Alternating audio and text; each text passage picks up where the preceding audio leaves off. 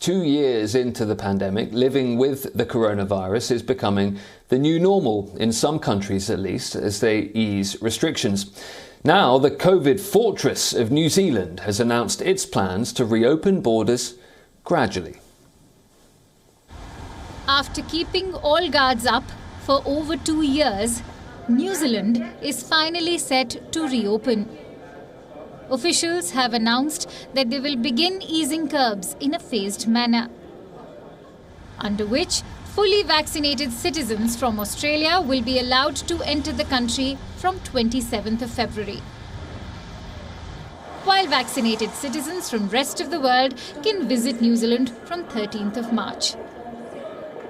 While we will no longer require people to enter managed isolation, at this stage, travellers will be asked to follow broadly the same requirements we have in New Zealand for people who are deemed close contacts at the time of their travel. That's because as travellers, it is highly likely that they'll come in contact with the highly transmissible Omicron variant on their journey. A fact you can see in our current numbers at the border, even with pre-departure testing in place. That means currently returning New Zealanders will need to self-isolate for 10 days.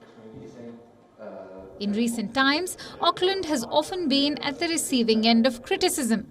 The reason being its stringent Covid-19 restrictions. The measures were initially credited with saving thousands of lives. It allowed New Zealand to control, even eliminate, several outbreaks of the coronavirus. But increasingly, the border controls have been viewed as out of step. The pandemic is inching towards an endemic, and even with strict measures in place, the Omicron variant is spreading across the nation. In her announcement, the Prime Minister accepted that the border control measures have hurt the people. It has kept them away from their loved ones, but it did undeniably save lives. I just couldn't handle the emotional roller coaster any longer. It was too hard.